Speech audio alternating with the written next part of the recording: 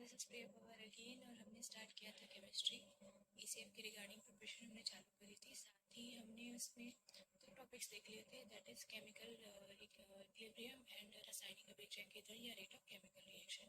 ये दोनों टॉपिक्स हम देख चुके हैं। अगर आप चाहते हैं कि मैं और भी लेक्चर्स बनाऊँ तो आप चैनल को सब्सक्राइब कर सकते हैं, साथ ही साथ लाइक एंड शेयर भी कर सकते हैं और बेल आइकन को प्रेस कर सकते हैं ताकि आपको जल्दी नोटिफिकेशन मिल जाए जब भी लेटेस्ट जो अपडेट है वो आए या नया लेक्चर है वो आए। So please share this lecture with your friends and family so that जो भी सीबीएसई की भी तैयारी कर रहे हैं, सीबीएसई क्लास 10, तो उनको भी सपोर्ट मिलेगा क्योंकि मैं एनसीईआरटी फॉलो कर रही हूँ। तो चलिए स्टार्ट करते हैं आज का लेक्चर। तो गाइज़ हम आज का हमारा जो टॉपिक है वो है एसिड बेस केमिस्ट्री या एसिड बेसिस एंड सॉल्ट, जो कि टॉपिक नंबर 3 है हमारे जो केमिस्ट्री का सिलेबस है अकॉर्डिंग टू एसीएफ। तो इसको जो एसिड और बेसिस है, अगर हमको उसको डिफ़ाइन करना है तो आप दो तरीके से कर सकते हो, मतलब बहुत सारे तरीके से। उनमें से जो इम्पोर्टेंट कॉन्सेप्ट है वो मैं आपको बताऊंगी। पहला है Brønsted Lowry acid and base. इसमें ये कहते हैं कि जो एसिड होता है वो हाइड्रोजन आयन का डोनर होता है और बेस होता है वो हाइड्रोजन आयन का एक्सेप्टर होता है। ठीक है। वैसे ही दूसरा कॉन्सेप्ट है लुईस एसिड एंड बेस का कॉन्सेप्ट। इसमें जो भी इलेक्ट्रॉन पेयर का एक्सेप्टर होगा वो एसिड होगा, साथ ही वैसे ही जो इलेक्ट्रॉन पेयर का डोनर होगा वो होता है बेस। तो इस तरीके से दो कॉन्सेप्ट हमने देख लिया, Bronsted Lowry acid base concept and Lewis acid base concept. तो इस तरीके से अगर क्वेश्चन आता है डायरेक्टली कि Brønsted Lowry acid base concept क्या बताता है, तो आपको याद रखना है हाइड्रोजन आयन का डोनर या एक्सेप्टर के हिसाब से आप एसिड बेस डिसाइड करते हैं Brønsted Lowry acid base concept में या थ्योरी में। वैसे ही लुईस एसिड और बेसिस की थ्योरी में आपको एसिड या बेस का पता लगाना है तो इलेक्ट्रॉन पेयर हम लेते हैं, अगर एक्सेप्टर होगा तो एसिड है और डोनर होगा तो बेस है। चलिए इसको अब एक एग्जांपल के थ्रू समझते हैं। पहला थ्योरी थी हमारी Brønsted Lowry acid base theory. इसमें देखिए सबसे पहले ये है nitric acid. Nitric acid aqueous हमने लिया है, साथ में अगर हम उसमें H2O लिक्विड मिलाते हैं जो कि बेस एक्सेप्टर का काम, मतलब हाइड्रोजन आयन के एक्सेप्टर का काम करेगा, और एसिड जो है वो हाइड्रोजन आयन डोनेट करेगा। तो इस तरीके से आपको क्या मिला, H3O+, साथ में nitrate NO3 minus aqueous solution आपको मिला। तो इस तरीके से आप देख सकते हैं ये था HNO3। अब इसमें H2O आपने मिलाया तो इसके बाद क्या हो जाएगा H3O और साथ में यहाँ पर मिला NO3। तो ये जो एग्जांपल है ये आपके मेंस में भी आप लिख सकते हैं अगर Brønsted Lowry acid base concept आता है लिखने के लिए तो। अब नेक्स्ट कॉन्सेप्ट जो हमको समझना है वो है कॉन्जुगेट एसिड एंड बेसिस। मतलब ऐसे एसिड जो बेस के साथ रिएक्ट करेंगे और ऐसे बेसिस जो एसिड के साथ रिएक्ट करेंगे उनको हम कहते हैं कॉन्जुगेट एसिड एंड बेसिस। हर सारे जो एसिड और बेसिस होते हैं उन सारों का एक एक कॉन्जुगेट पेयर होता है। मतलब एक बेस के लिए या एक एसिड के लिए रिस्पेक्टिवली एक एसिड या बेस होगा जो उसको न्यूट्रलाइज करेगा, उसी को हम कॉन्जुगेशन कहते हैं। ठीक है। जैसे कि एग्जांपल के तौर पे देखिए HCl हाइड्रोक्लोरिक एसिड, जब हम वाटर उसमें मिलाते हैं तो उसमें हमको क्या मिलेगा, कॉन्जुगेट एसिड मिलता है H3O+ और साथ ही एक कॉन्जुगेट बेस मिलेगा जो है क्लोरीन। ठीक।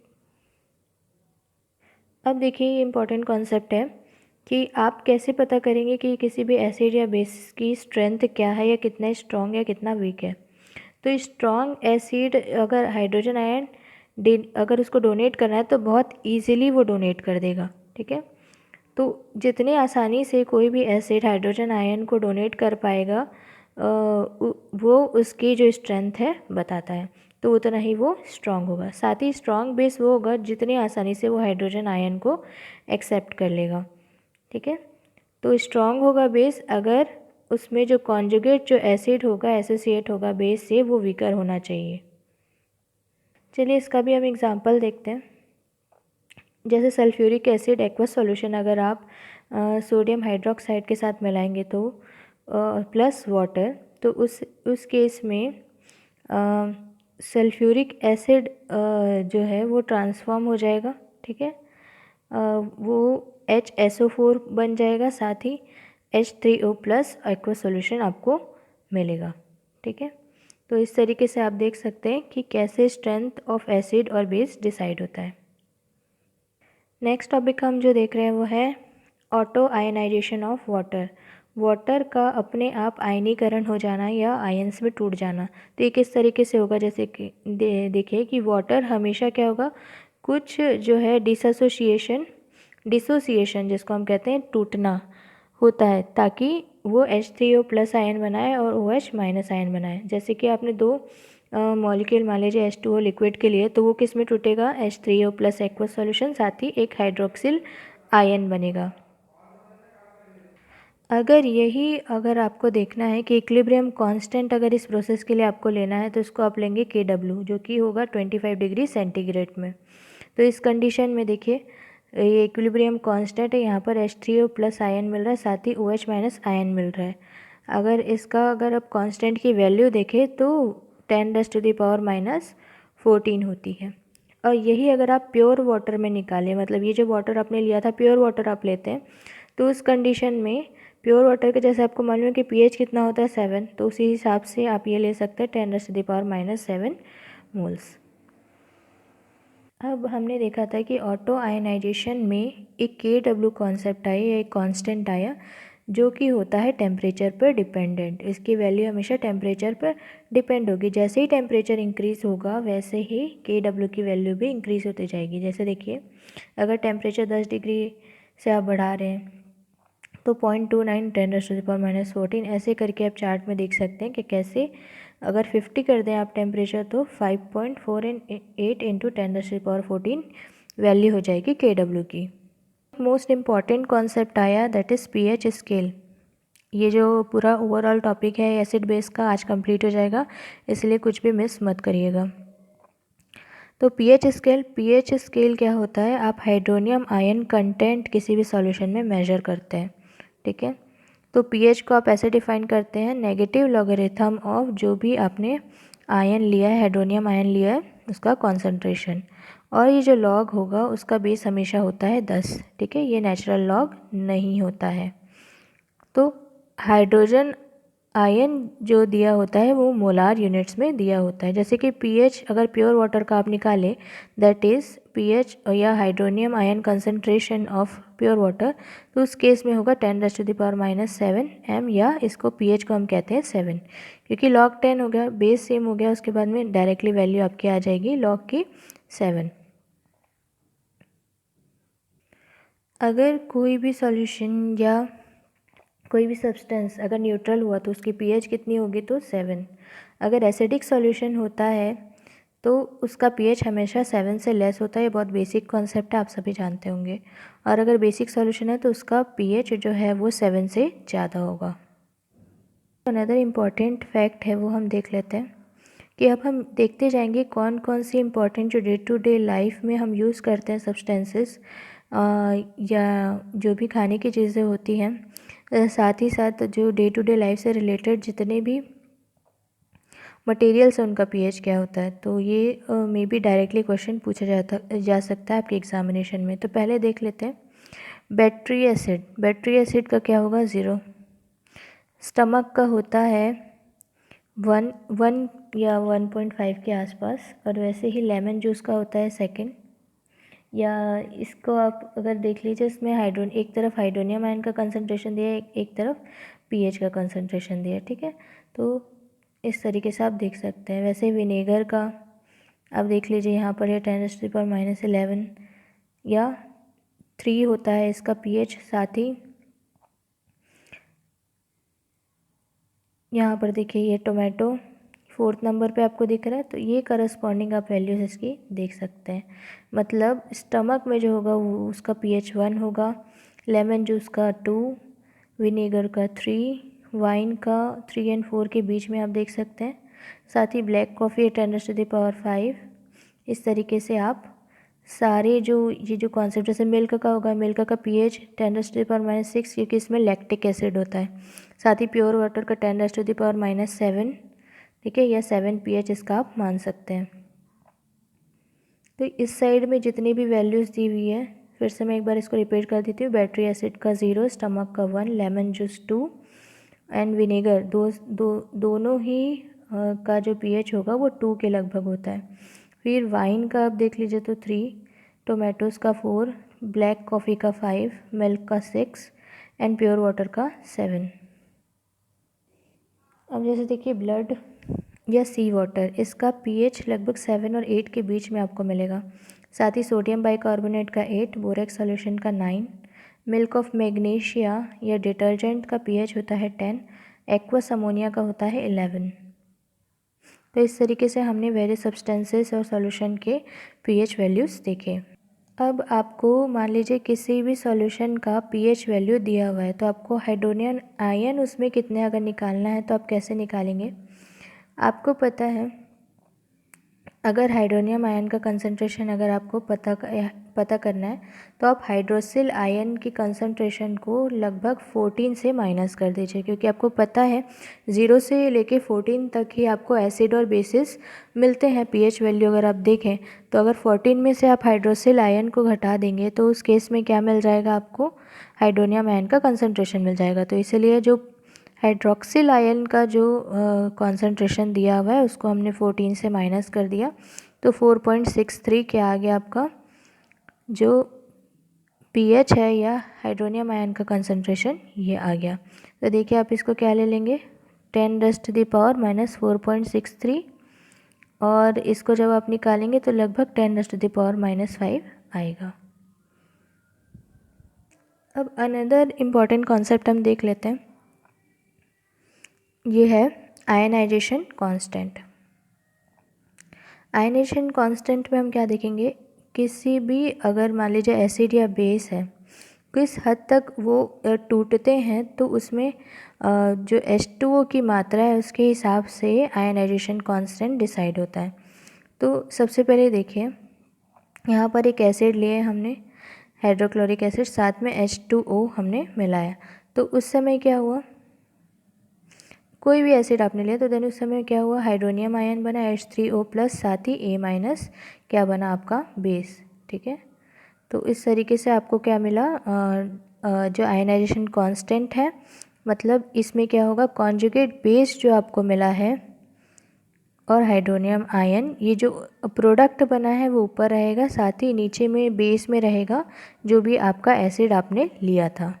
ठीक है, इसमें जो बेस जो आप इनिशियली ले रहे हैं उसको कंसिडर नहीं करेंगे। तो याद रखिए आयनाइजेशन कांस्टेंट में क्या होगा, जो एसिड आपने लिया है वो नीचे डिनोमिनेटर में आएगा, साथ ही जो प्रोडक्ट बना है वो दोनों आएंगे न्यूमरेटर में, that is hydronium ion plus A- या कॉन्जुगेट बेस। जैसे कि आप देखिए जो एसिटिक एसिड होता है, एसिटिक एसिड आपको पता है, तो उसमें अगर कांस्टेंट निकाले तो लगभग होता है 1.8 × 10⁻⁵ वैसे ही अगर मान लीजिए pH आपको निकालना है जिसमें 0.2 मोल का एसिटिक एसिड सॉल्यूशन है, तो उस केस में आप कैसे निकालेंगे। तो सबसे पहले रिएक्शन आप देख लीजिए, ये एसिटिक एसिड विथ वाटर, तो क्या बनेगा, CH3COO, ये आयन बना, साथ ही हाइड्रोक्सिल आयन बना, सॉरी हाइड्रोनियम आयन बना। तो उस केस में अभी देखिए यहाँ पर दिया हुआ था 0.2, तो ये लिख लिया हमने इनिशियली 0.2, और उस समय जो आयन बना था CH3COO वो कितना था, 0, और यहाँ पर ये कितना था, हाइड्रोनियम आयन, ये भी था 0। ठीक है, अब 0.2 में जब आप हीट अगर लेस होगी इस कंडीशन में तो क्या हो जाएगा, 0.2 - x, और ये सारे क्या हो जाएंगे, नील। ये x हम इसलिए ले रहे हैं तो क्योंकि हमने देखा कि किसी अमाउंट की जो हीट है वो रिड्यूस होगी, और कितने अमाउंट की हीट रिड्यूस होगी डिपेंड करता है कितना कॉन्सेंट्रेशन आप ले रहे हैं, इसलिए ये दोनों की वैल्यू हमको बाद में पता चलेगी, इसलिए इक्विलिब्रियम कंडीशन में हम इसकी दोनों की वैल्यू x ले रहे हैं।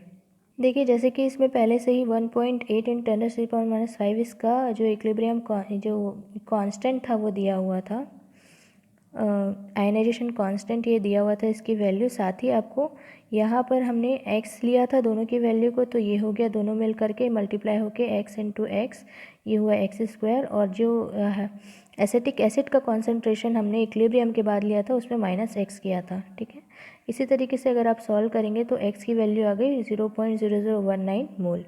तो अगर आपको इसी में ही अगर हाइड्रोनियम आयन की कॉन्सेंट्रेशन अगर निकालनी है तो इसका ही आप लॉग ले लेंगे, लॉग लेने के बाद आपकी वैल्यू आएगी 2.7। लॉग आप लॉगरिथम चार्ट से निकाल सकते हैं। देख लेते हैं इम्पॉर्टेंट, अब देख लेते हैं और इम्पॉर्टेंट कॉन्सेप्ट। जैसे कि देखिए, अगर किसी भी एसिड है, अगर उसका आपको स्ट्रेंथ पता करना है तो सबसे पहले उसका बॉन्ड स्ट्रेंथ देखना पड़ेगा। अगर बॉन्ड स्ट्रांग है तो एसिड जो है वो वीक होगा, ठीक है। और बॉन्ड का टूटना जितना मुश्किल होगा उतने ही मुश्किल होगा वहाँ से हाइड्रोजन जो आयन है उसको निकालना। तो देख लीजिए किस तरीके से आप इसको देख सकते हैं कि fluorine, chlorine, bromine and iodine, ठीक है। तो 4 6 8 एंड 9 इसी सीरीज़ में आप याद रखिए, कई बार इसको ऑर्गेनाइज करने आ जाता है। तो बॉन्ड की एनर्जी सबसे ज़्यादा किस में होगी, तो फ्लोरीन, फिर होगी क्लोरीन, फिर ब्रोमीन, देन आयोडीन, ठीक है। इस तरीके से आप देख सकते हैं कि स्ट्रॉन्ग से वीक की तरफ हम जा रहे हैं। कुछ एसिड होते हैं जिनको हम कहते हैं ऑक्सो एसिड्स। तो ऑक्सो एसिड्स ऐसे होते हैं जिसमें हाइड्रोजन ऑक्सीजन की लिंकेज होती है, ठीक है। जितना ऑक्सीजन एटम्स अटैच होंगे Z से स्ट्रॉन्गर होगा उनका एसिड। पहले देखिए, जैसे HOCl, तो इसमें कितने एटम्स है, 1 एटम है। सिमिलरली HOClO, तो 2HOClO2, 3HOClO3, इसमें 4। तो इस तरीके से अगर ऑक्सो एसिड्स होते हैं मतलब जिसमें ऑक्सीजन का प्रेजेंस होगा, तो उस हिसाब से भी आप डिसाइड कर सकते हैं कि किस तरीके से वो स्ट्रॉन्ग एसिड होगा या वीक एसिड होगा। अब देख लेते हैं अनदर इम्पॉर्टेंट कॉन्सेप्ट जिसको हम कहते हैं salts of acid and bases. तो अगर आपको pH पता करना है किसी सॉल्यूशन का, जैसे कि सोडियम एसीटेट है, ठीक है, अगर उसको आप पानी में डिज़ोल्व करते हैं तो उस कंडीशन में आपको क्या मिलेगा, sodium ion plus acetic acid plus hydroxyl ion, ठीक है। तो कंप्लीट आयनिक इक्वेशन अगर आपको देखें तो Na plus CH3COO aqueous solution plus H2O gives Na plus CH3COOH, that is acetic acid plus hydroxyl ion. इस कंडीशन में अगर आपको कांस्टेंट लेना है तो आप क्या लेंगे, एसिटिक एसिड और हाइड्रोक्सिल आयन, ये हमको प्रोडक्ट के रूप में मिला। और पहले जो आयन कौन सा था, तो ये था CH3COO माइनस। तो इसकी वैल्यू आएगी 5.56 इंटू 10⁻⁻30। अब देख लेते हैं एसिड और बेसिस का जो सॉल्ट्स रहेंगे उसमें वीक एसिड और स्ट्रॉन्ग बेस का सॉल्ट कैसे होगा। अगर मान लीजिए आपको pH पता करना है सोडियम हाइड्रोक्सिल आयन प्लस जो एसिटिक एसिड है उसका, ठीक है। तो उस कंडीशन में क्या होगा, ये बनेगा सोडियम एसीटेट, साथ में बनेगा वाटर। तो कंप्लीट आयनिक अगर इक्वेशन इसका देखें तो क्या, acetic acid combined with sodium ion plus hydroxyl ion. तो सोडियम आयन एक्वस सॉल्यूशन में अलग हो गया, साथ ही जो CH3COO माइनस ये अलग हो गया, साथ में वाटर मिला। तो सोडियम क्या कर रहा है, एक सेपरेटर आयन है और ये एक्टिवली इस रिएक्शन में पार्टिसिपेट नहीं कर रहा है। नेक्स्ट थ्योरी जो हमने देखी थी वो थी लुईस एसिड बेस थ्योरी। और इसमें लुईस एसिड वो होगा जो इलेक्ट्रॉन पेयर को एक्सेप्ट करेगा और लुईस बेस वो होगा जो इलेक्ट्रॉन पेयर को डोनेट करेगा, ठीक है। लुईस एसिड लुईस बेस के साथ रिएक्ट करता है, साथ में ही वो कोऑर्डिनेट करके क्या बनाता है, कोऑर्डिनेट कोवलेंट बॉन्ड। जैसे कि एग्जांपल देखिए, जो अमोनिया है NH3, वो जब हाइड्रोजन आयन के साथ कंपेयर होगा तो क्या बनाएगा, NH4 प्लस। तो इस तरीके से ये जो नेक्स्ट जो हाइड्रोजन आयन मिला उनके साथ में एक बॉन्ड बना जिसको हम कहते हैं कोऑर्डिनेट कोवेलेंट बॉन्ड। तो इस तरीके से आज का हमारा लेक्चर ख़त्म होता है। Thank you.